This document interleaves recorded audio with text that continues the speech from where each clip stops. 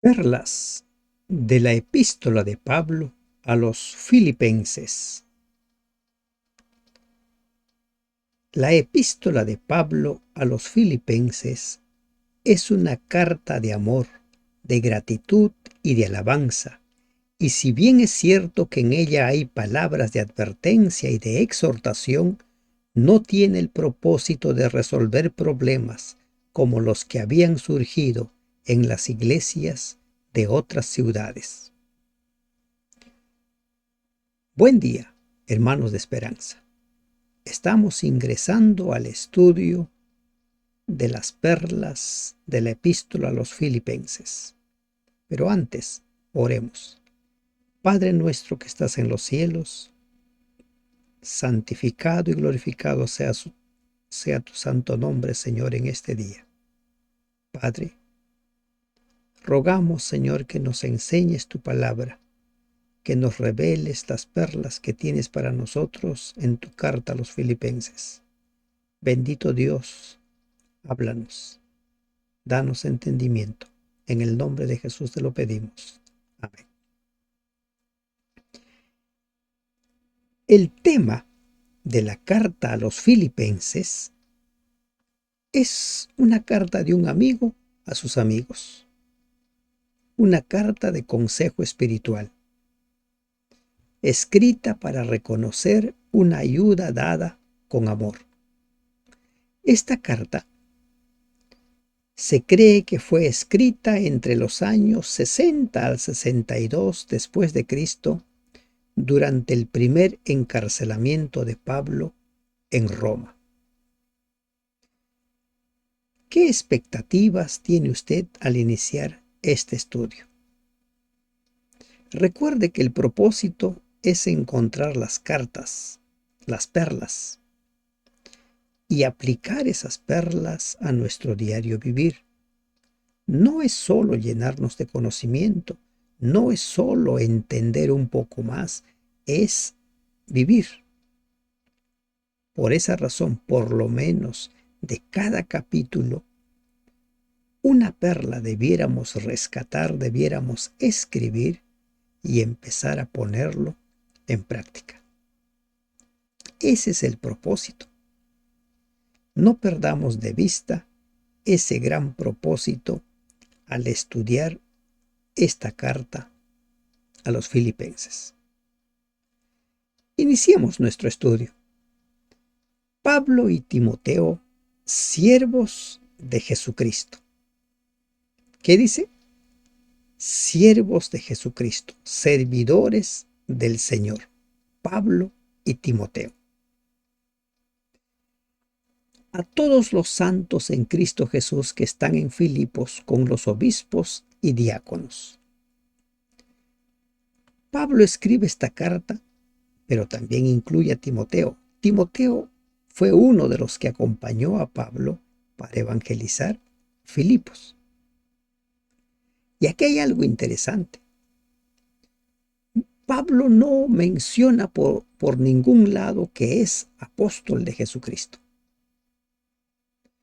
Porque allí en Filipos, en la región de Macedonia, el apostolado de Pablo no había sido cuestionado como lo fue en las iglesias de los Gálatas o de los Corintios.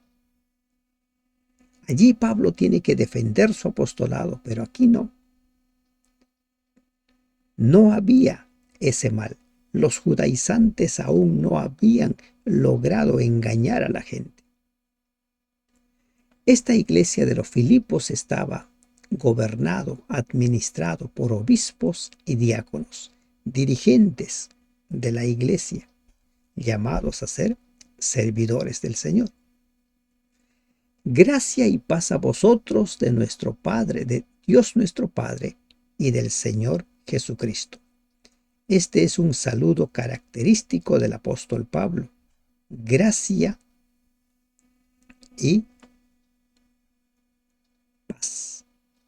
Todos necesitamos la gracia de Dios. Todos necesitamos tener esa paz que solo Dios puede darnos. Con estas palabras, el apóstol inicia su carta. Siempre hay un saludo a quienes está enviando.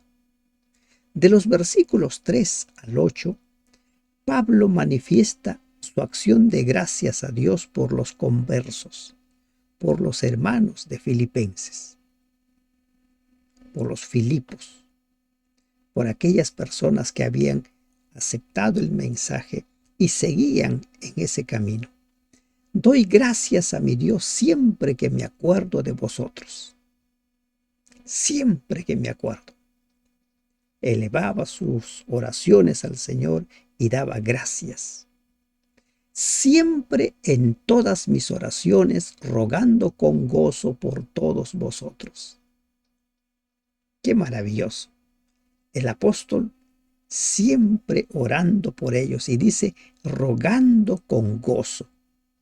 Qué homenaje al carácter cristiano de los filipenses, de que el conocimiento de su experiencia produjera gozo al apóstol y no agonía de alma, como sucedió con los corintios. No sucedió así tampoco con la iglesia de los Gálatas. Gálatas 4:19, por ejemplo. Por vuestra comunión en el Evangelio desde el primer día hasta ahora. La comunión, la hermandad, el velar el uno por el otro. Esa comunión era un compañerismo bien probado del amor mutuo que existía desde el primer día que Pablo predicó el Evangelio entre ellos hasta el momento de escribir su carta.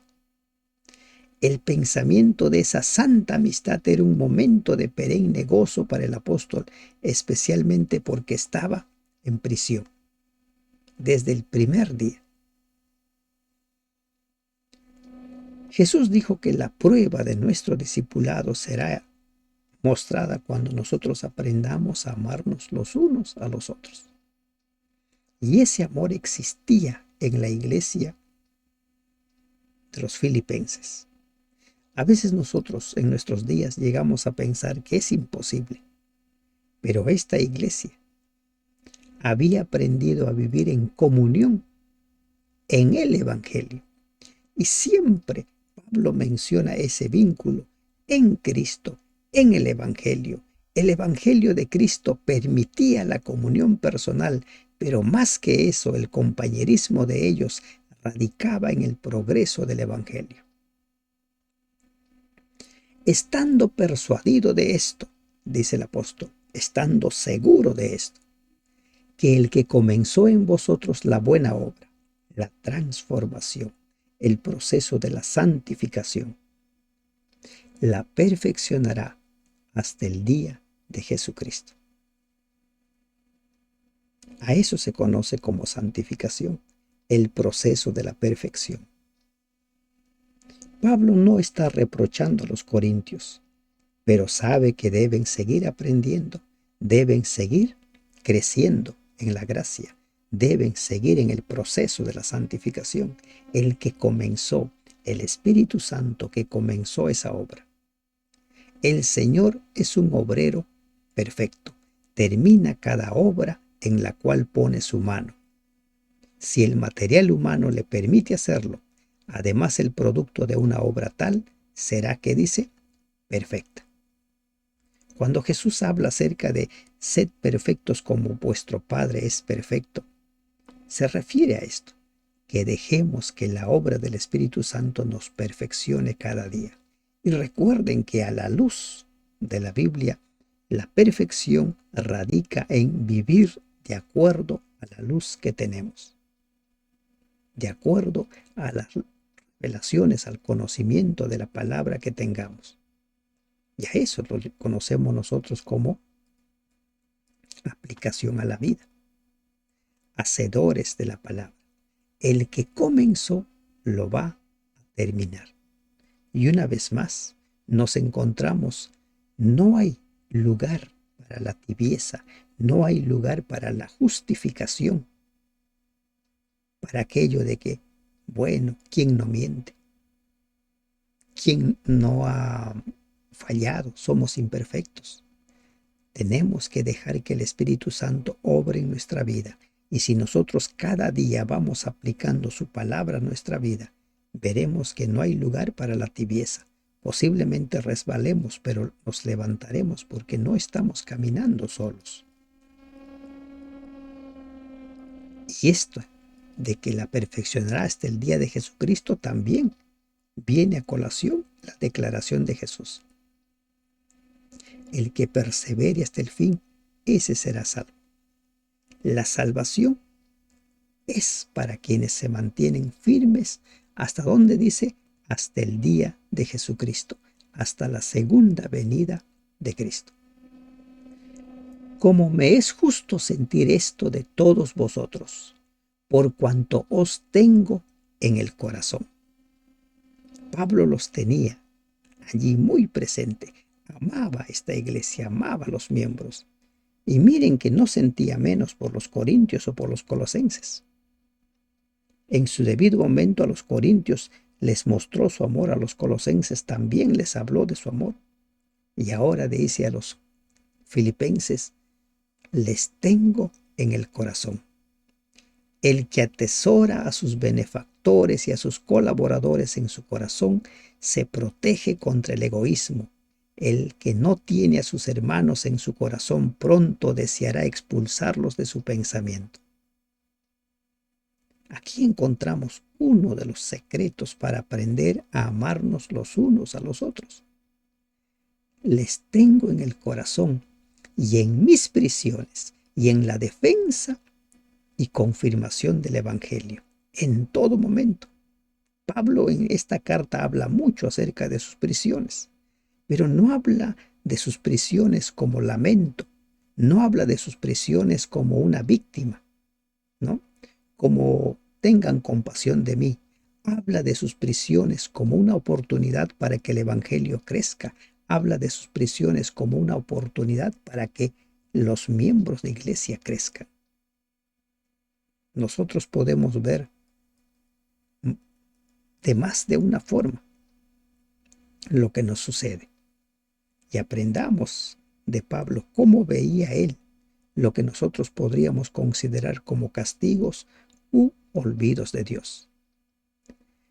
Todos vosotros sois participantes conmigo de la gracia. Esa gracia los había hecho participantes de la prisión del apóstol por la ayuda cordial que le prestaban y porque soportaban una persecución similar a la que él sufría. Vamos a ver capítulos más adelante que los filipenses también sufrían persecución, pero se mantenían fieles. Todo eso se debía al Evangelio, que era defendido frente a sus adversarios y se confirmaba entre los creyentes. Porque Dios me es testigo de cómo os amo a todos vosotros con el entrañable amor de Jesucristo. Así como Pedro le dijo a Jesús, Señor, tú sabes que te amo. Y le dice a quien podía leer sus pensamientos, sus intenciones. Ahora Pablo pone como testigo a Dios. Dios es testigo cuánto les amo. Y ese amor, dice, es el entrañable amor de Jesucristo. Una alusión a la compasión, la ternura y el amor del Redentor.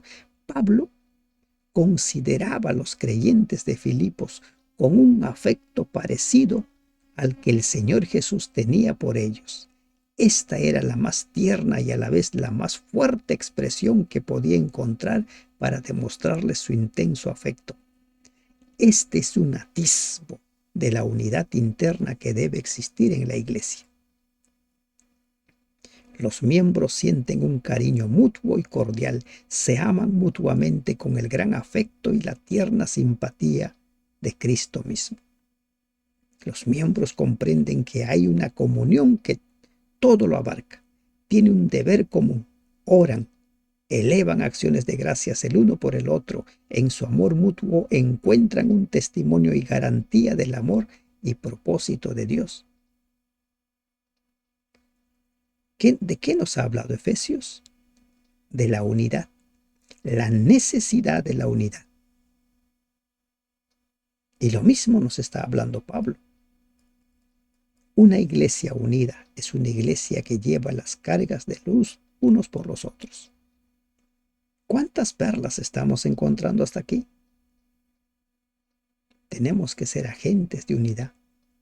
Tenemos que aprender a amarnos los unos a los otros con el entrañable amor de Jesucristo. Entre los versículos 9 al 11, Pablo da gracias a Dios, ora por el continuo crecimiento de los filipenses. Pide para que ellos sigan creciendo. Nadie se conforme, nadie diga, ya lo sé. Es lamentable cuando algunos miembros van a escuchar un sermón y dicen, ya lo sé. En cada pasaje podemos encontrar nosotros grandes enseñanzas. Podemos haber escuchado algo. Con seguridad que escucharemos algo nuevo. Y esto pido en oración, que vuestro amor abunde aún más y más en ciencia y en todo conocimiento. En ciencia y en todo conocimiento. ¿Qué es ciencia? Conocimiento. En la versión Jerusalén dice conocimiento perfecto. En la versión contemporánea dice cabal conocimiento. Pablo se está refiriendo al conocimiento experimental, un conocimiento personal de las verdades salvadoras del cristianismo, manifestadas en una vida piadosa. Crezcan, no solo en conocimiento teórico, sino en vivencia. Más y más en ciencia y en todo conocimiento. El apóstol Pedro describe la vida del cristiano como una escalera que vamos ascendiendo grada a grada. Y el apóstol está orando para que la iglesia crezca cada día. No nos conformemos con lo que sabemos. No nos conformemos, sigamos creciendo para que aprobéis lo mejor, a fin de que seáis sinceros e irreprensibles para el día de Cristo. Una vez más, prepárate para el encuentro con tu Señor, como dice el profeta, para que seáis irreprensibles, para que aprobéis lo mejor, para que sepas discernir entre lo que es bueno y es malo, para que sepas discernir entre lo que es la palabra de Dios y la palabra de los hombres. A fin de que dice, de que seas sincero e irreprensible. Solo la verdad nos va a hacer sinceros e irreprensibles, solo en la medida que aprendamos a no pensar más allá de lo que está escrito. Hará posible que nos preparemos para el día de Cristo. Irreprensible. El apóstol habla mucho acerca de ser irreprensible. Él mismo dice, antes de su conversión, que ante los miembros de la sinagoga él era irreprensible. La pureza interior se convierte en una impecabilidad exterior y prepara al creyente para el día de la venida de Cristo. Y miren, el que es salvo por gracia nace para hacer buenas obras. Recuerden Efesios 2:10. Llenos de frutos de justicia que son por medio de Jesucristo. La justicia no es sencillamente ausencia de pecado, sino la presencia del carácter de Cristo en la vida del creyente. Llenos de frutos de justicia que son por medio de Jesucristo. Cuando las obras son solamente producto de nuestro esfuerzo, esos son las obras de la carne. Pero cuando son hechos por medio de Jesucristo, son frutos de justicia. Vuelva a leer Efesios 2:10. Hemos sido creados por Jesús, por el Señor, para buenas obras, para gloria y alabanza de Dios. El que es salvo por gracia ha nacido para hacer frutos de justicia. El que es salvo por gracia, el que vive bajo la gracia, su vida está llena de frutos de justicia. No simplemente dichos, no es simplemente que yo diga amo a Jesús. Esos frutos de justicia se traducen en la unidad de la iglesia. Y los filipenses hasta ese entonces lo estaban logrando. A partir de los versículos 12 hasta el 26, nos encontramos nosotros con el repaso de las circunstancias y los sentimientos de Pablo. Entre estos versículos del 12 al 26, por ejemplo, del 12 al 17, Pablo habla acerca de su encarcelamiento y cómo ese encarcelamiento tuvo un efecto positivo para el progreso del Evangelio.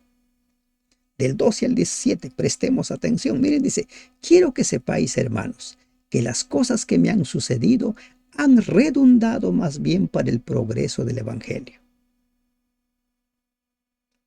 Generalmente las personas lloran, se lamentan cuando sufren injusticias. Pablo estaba injustamente encarcelado. No había cometido ningún delito. Los mismos judíos que lo habían apresado y lo habían entregado al gobernador no pudieron demostrar su culpabilidad a pesar de que lo querían muerto.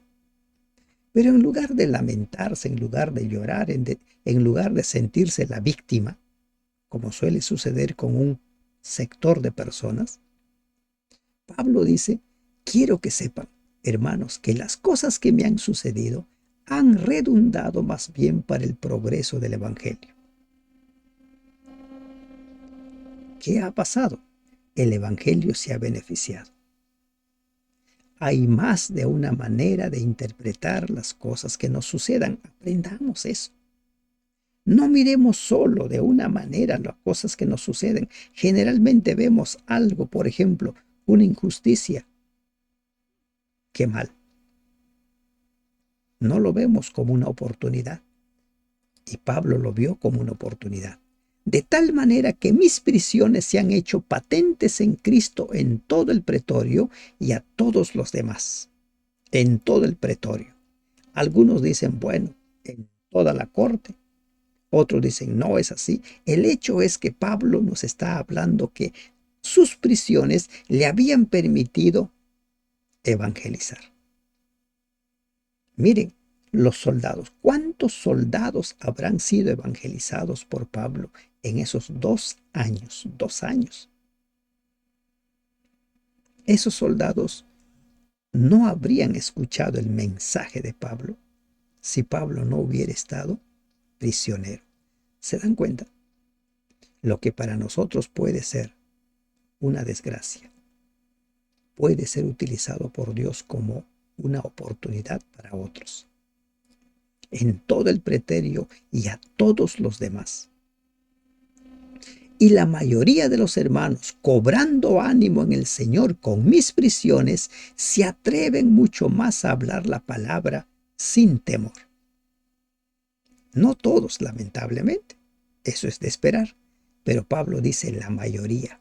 Un buen líder, se dice, es aquel que cuenta con el 60% de aprobación y 40% de detractores. Y Pablo dice, la mayoría de los hermanos han cobrado ánimo. Posiblemente al principio los hermanos de la iglesia de Roma estaban diciendo, pobre hermano. Quizás algún otro habrá dicho qué pecado ha cometido, que Dios lo está castigando. ¿Qué pensamientos deben haberse dado dentro de los feligreses? Pero ahora ellos cobraron ánimo. Al ver la actitud de Pablo, cómo afrontaba su prisión, ellos se fortalecieron y empezaron a, ¿qué dice? A hablar, a evangelizar, a compartir el mensaje. No veían en las cadenas de Pablo la derrota, sino la oportunidad para presentar el evangelio. ¿Qué te está sucediendo a ti en este momento? ¿Qué mal te está sucediendo? ¿Lo estás viendo como una derrota o como una oportunidad?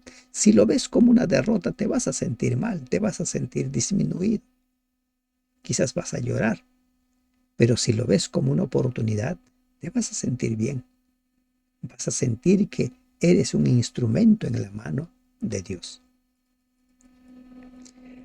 Algunos a la verdad predican a Cristo por envidia y contienda, pero otros de buena voluntad. ¿Qué movía a estas personas a predicar por envidia? No se nos da la razón. Pero Pablo habla de dos clases de personas que proclaman el Evangelio. Los que lo hacían por sentir envidia de Pablo y los que lo hacían por motivos correctos. En ambos casos Cristo era predicado. Por lo tanto, no es probable que los de la primera clase fueran judaizantes, los cuales Pablo nunca describe en su carta a los filipenses. ¿Qué movería a esas personas? Pero, ¿qué dice Pablo? Los unos anuncian a Cristo por contención, ¿no? Por chocar conmigo, por darme la contra, no sinceramente, pensando añadir aflicción a mis prisiones. ¿Qué ideas pasaban por la mente de ellos? ¿No? Pensando añadir, dice, aflicción a mis prisiones. Pablo está diciendo, caramba, no es nada agradable estar preso. Pero había gozo en su corazón al ver que esas prisiones eran oportunidades para evangelizar. Aceptó sus cadenas, pero los otros por amor, sabiendo que estoy puesto para la defensa del Evangelio. Unos por envidia, otros por amor, pero predicaban al Señor. Como esos hombres afirmaban que predicaban a Cristo, miren, Pablo dice, qué bien, aunque lo hagas por envidia, qué bueno, pero sigue haciéndolo, sigue predicando, sigue enseñando. Ahora nos encontramos con otro pequeño tema de los versículos del 18, ¿no? En adelante, del 18 al 26, la actitud de Pablo hacia su encarcelamiento. ¿Qué hemos visto? El efecto del encarcelamiento de Pablo en el progreso del Evangelio, hasta el versículo 17. Y ahora del versículo 18 al 26, Pablo nos habla acerca de cómo él asumió su encarcelamiento, la actitud que él tuvo. ¿Qué dice el 18? Que pues, no obstante, de todas maneras, o por pretexto o por verdad, Cristo es anunciado, y en esto me gozo y me gozaré aún. Me gozo. Predica, sigue predicando. ¿Me quieres dar la contra? Sigue predicando. Enseña. Insisto, aquí no se estaba refiriendo a los judaizantes. Eran parte del grupo, pero por alguna razón ellos lo hacían para, según dice Pablo, para aumentar sus aflicciones. Pero lo que hicieron era aumentar el gozo del apóstol Pablo. Y esto produjo un regocijo en el apóstol. Porque sé que por vuestra oración y la suministración del Espíritu de Jesucristo, esto resultará en mi liberación. Pablo tenía la seguridad de que iba a ser liberado pronto. Y le dice a los filipenses, yo sé que la oración de ustedes y la suministración del Espíritu de Jesucristo resultará en mi liberación. La oración de ellos fue el primero de los dos recursos que ayudaron la liberación de Pablo a pesar de las circunstancias que lo rodeaban. El Espíritu de Jesucristo fue el segundo. El apóstol atribuía un gran valor a las oraciones intercesoras de los filipenses por él. Conforme a mi anhelo y esperanza de que en nada seré avergonzado. Era su anhelo. Veía como una oportunidad su encarcelamiento, pero él no se conformaba con quedar encarcelado. Él sabía que había mucho más que hacer, pero mientras estaba encarcelado estaba predicando. Pero su anhelo era salir conforme a mi anhelo y esperanza. En total, Pablo estaba ya casi 4 años encerrado. Bastante tiempo. Conforme a mi anhelo, de que en nada seré avergonzado, antes bien con toda confianza, como siempre, ahora también será magnificado Cristo en mi cuerpo, o por vida o por muerte. Ahora Pablo pone las dos opciones. Puedo yo quedar libre, ya sea en vida, o puedo quedar libre si muero. Pero yo sé que voy a ser liberado. Aquí vamos a encontrar nosotros una interesante manera de ver del apóstol Pablo a la muerte. Para Pablo la muerte no es el fin, no es para desesperarse. Versículo 21, un versículo que quizás usted lo sepa de memoria. La determinación de Pablo de ensalzar a Cristo, ya sea con su vida o con su muerte. Porque para mí el vivir es Cristo y el morir es ganancia. ¿Qué dice? Para mí el vivir es Cristo y el morir es ganancia. Pablo realza su propia perspectiva que contrasta con la de la mayoría de los hombres, quienes egoístamente se aferran a la vida y temen a la muerte. La gran mayoría que retrocede en los tiempos difíciles es porque temen a la muerte. Creen que van a huir de la muerte. Si mueres siendo fiel a Dios, qué bueno. Y si mueres siendo infiel a Dios, ¿qué habrás ganado? Nada, ¿verdad? El propósito de Pablo era vivir para Cristo. Y si debía morir, pues bien, él aceptaba su muerte. Y eso lo vamos a encontrar en la segunda carta a Timoteo. La existencia de Pablo estaba comprendida en la fe de Jesús y estaba ligada a él. Su pensamiento estaba completamente absorto en su Salvador. Sus planes, sus esperanzas, todas sus aspiraciones se centraban en Cristo. Todos sus pensamientos estaban sometidos al Señor, como dice 2 de Corintios 10:5. Y el morir es ganancia. ¿De qué manera el morir puede convertirse en ganancia? ¿Ah? Miren, esta afirmación no concuerda con el sentir del ser humano. Nosotros no queremos morir, tenemos miedo a la muerte. Muchos cuando les hablan acerca de que ya vienen las persecuciones, de que ya viene la ley dominical, empiezan a tener miedo. ¿Miedo a qué? ¿A las prisiones? ¿Miedo a qué? ¿A la muerte? Ahí tenemos a un hombre como nosotros. Hay muchos que dicen, bueno, Jesús es Jesús, pero ahora tenemos a un hombre como nosotros, a Pablo, en prisión y hablando acerca de la muerte como ganancia. La muerte siempre significa para la gran mayoría pérdida, para la gran mayoría. Para el santo de Dios significa inclusive la pérdida de muchos gozos, pero oportunidades. Se puede perder, se puede morir, pero son oportunidades. ¿Y de qué manera? La muerte del apóstol podía servir para que muchos otros se den cuenta. Por eso dice Apocalipsis, sus obras continúan. La afirmación de Pablo no es la de un pesimista que dice la vida no es digna de vivirse. No es la de uno que ya está aniquilado, que ya no puede disfrutar de la vida, ni la de un santo cansado y agotado por sus tareas, con deseos de terminar por sus pruebas o sus persecuciones. Pablo no estaba amargado ni era un tipo renegado.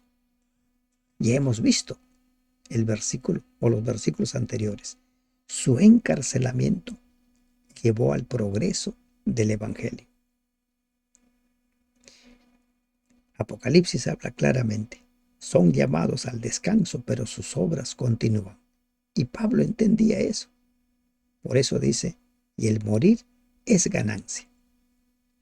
Mas si el vivir en la carne resulta para mí en beneficio de la obra, no sé entonces qué escoger. Algunos toman este versículo 22 para decir, bueno, aquí Pablo está hablando de que si muere inmediatamente se va a ir con Cristo. Pero, ¿es eso lo que dice Pablo? Dice, mas si el vivir en la carne resulta para mí en beneficio de la obra, no sé entonces qué escoger. Porque de ambas cosas estoy puesto en estrecho, teniendo deseo de partir y estar con Cristo, lo cual es muchísimo mejor. Partir y estar con Cristo. Entonces hay quienes sostienen que aquí Pablo está hablando acerca de que los justos cuando mueren se van al cielo. Vuelvo a preguntar, ¿Pablo se contradice? ¿Quién dio el mensaje a Pablo? Cristo. Recordemos lo que Jesús le dijo a sus apóstoles en el capítulo 14 de Juan, 1 al 3. Les habla de la promesa de volver. ¿Y para qué va a volver? Le dice, para que cuando yo venga, los lleve a ustedes para que ustedes estén conmigo. Eso le dice a los apóstoles, para que cuando yo venga, los lleve a ustedes y ustedes estén conmigo. Si alguien cuando muere se va al cielo y ya está con el Señor, no tiene sentido lo que el Señor está diciendo. ¿Se da cuenta? Pablo no está presentando aquí una exposición doctrinal en cuanto a lo que sucede al morir. Está explicando su deseo, que era el de abandonar su agitada existencia y estar con Cristo sin hacer referencia al lapso que podría transcurrir entre ambas cosas. Él mismo es el que escribe la primera carta a los tesalonicenses, donde dice que Cristo mismo, cuando descienda y los muertos en Cristo escuchen la trompeta de Dios, resucitarán. Entonces aquí Pablo está hablando, vivir o morir. Para mí el vivir es Cristo, el morir es ganancia. Y es lo mismo que está diciendo aquí, de ambas cosas estoy puesto en estrecho. Ya quisiera partir. Recuerden cómo fue tratado Pablo en sus 3 viajes misioneros. Azotado, apedreado. Más de uno diría, bueno, me gustaría ya descansar. Y estar con Cristo, lo cual es muchísimo mejor. Claro que es muchísimo mejor. Pero Pablo aquí no está presentando nada doctrinal. Pablo no se contradice. Pablo es una persona que escribió inspirado por el Espíritu Santo y Dios es el mismo ayer, hoy y siempre. Recuerde eso. Pero quedar en la carne es más necesario por causa de vosotros. Seguir viviendo es necesario por causa de ustedes, para que ustedes también sigan creciendo. ¿Qué dice Pablo que pide en su oración? Que ellos crezcan constantemente en la fe. Y confiado en esto, sé que quedaré, que aún permaneceré con todos vosotros, para vuestro provecho y gozo de la fe. La seguridad de Pablo, no me voy a morir, voy a salir de prisión, para que abunde vuestra gloria de mí en Cristo Jesús por mi presencia otra vez en vosotros. Pablo dice, yo voy a ir cuando esté libre, voy a viajar. Pablo estaba seguro de su liberación. No se nos cuenta qué revelaciones Dios le dio en relación a esto. Pero recuerden que cuando él viajaba de Cesarea a Roma, cuando el barco iba a zozobrar, Dios le reveló de que ninguno moriría. No dice Pablo que Dios le haya revelado algo al respecto, pero Pablo habla con la seguridad de que va a vivir, con la seguridad de que va a visitar a los filipenses. Para que abunde vuestra gloria de mí en Cristo Jesús por mi presencia otra vez. Otra vez. Pablo, como el principal representante de la iglesia, era el motivo o causa de regocijo de ellos, el apóstol anticipaba confiadamente que su liberación y visita posterior a los filipenses produciría un gozo genuino entre sus amigos. Solamente, les dice el apóstol Pablo, solamente que os comportéis como es digno del Evangelio de Cristo. Pablo les pide ahora que se mantengan firmes.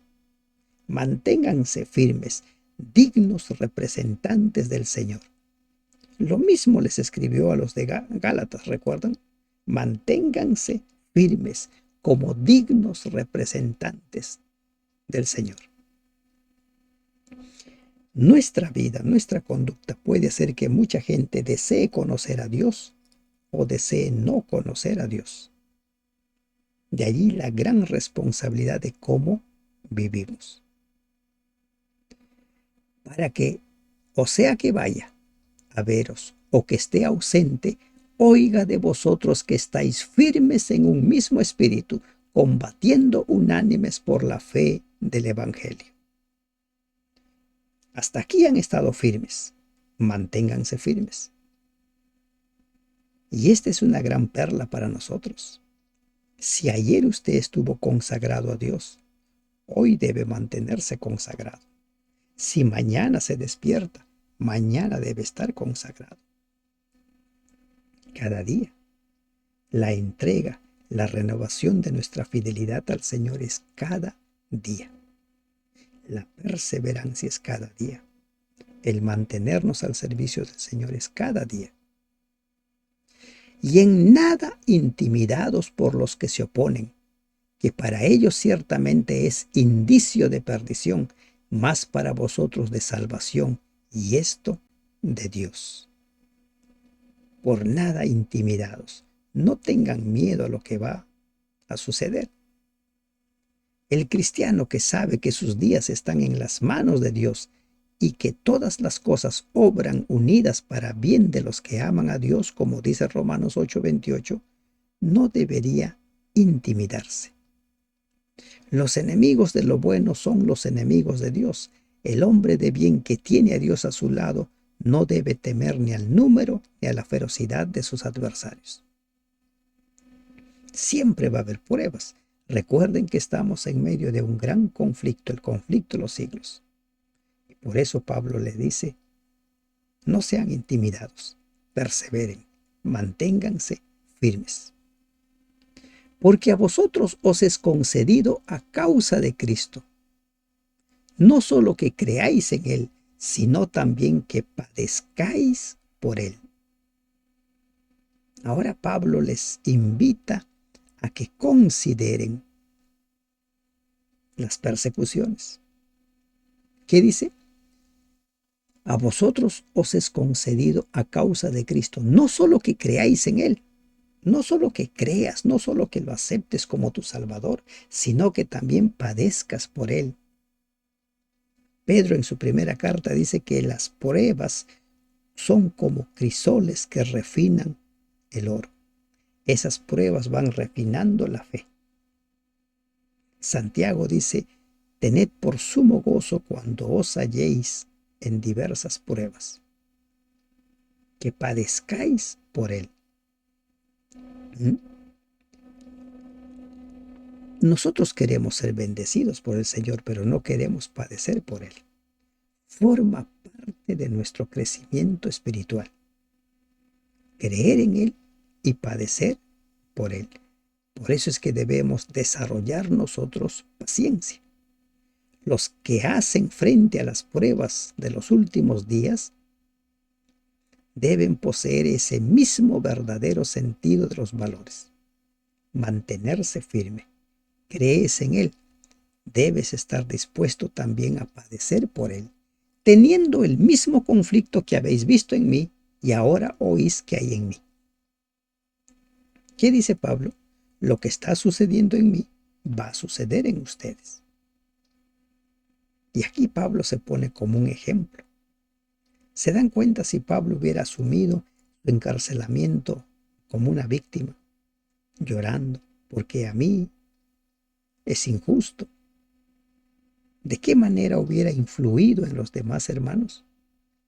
Pero ahora la forma como Pablo asumió su prisión, por más injusta que sea, contribuyó al crecimiento, a la firmeza y la perseverancia de los miembros de la iglesia de Filipos.